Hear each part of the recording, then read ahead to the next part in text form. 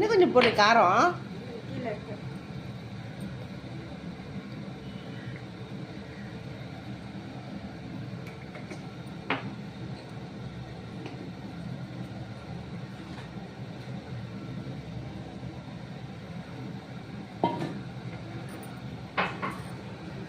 இங்கே பாருங்க என்னம்மா போட்டிருக்க? மேகியா?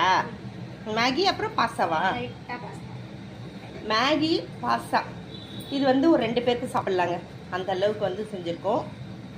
இப்போ பெருங்காயம், இதுக்கு முன்னாடி போட்டதெல்லாம் சாட் மசாலா, தனி மிளகாய் தூள், அப்புறம் பிரியாணி மசாலா, கரம் மசாலா அதெல்லாம் போட்டிருக்கா.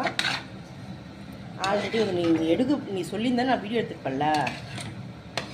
இதுக்கு முன்னாடி பாருங்கள் பீன்ஸ், கேரட், ஆனியன் இதெல்லாம் வந்து குட்டி குட்டி குட்டி குட்டியாக, கார்லிக், ஜிஞ்சர் எல்லாத்தையுமே குட்டி குட்டியாக கட் பண்ணி போட்டு வதக்கியிருக்காங்க.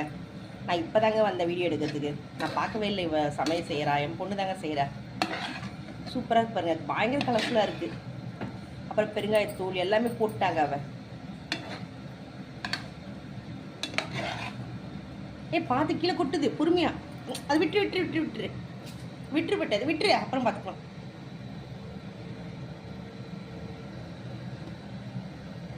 இந்தா இது தாங்க கார்ன் ஸ்வீட் கார்ன் வேக வச்சு வச்சுருக்கோம். அதை அதில் ஸ்ப்ரெட் பண்ண போகிறோம். கொஞ்சம் போடு மச்சலும்.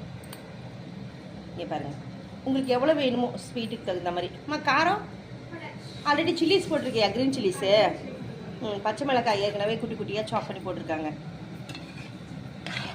மீடியம் ஃப்ளேமில் தான் வச்சுருக்கா, ரொம்ப ஹையாக வைக்கல. பாஸ்தாவும் மேகியை வந்து ஏற்கனவே வந்து பாயில் பண்ணி அதை கடைசியாக போட்டு சும்மா இப்படி ஒரு பெரட்டு அப்படி ஒரு பெரட்டு பெரட்டிட்டா.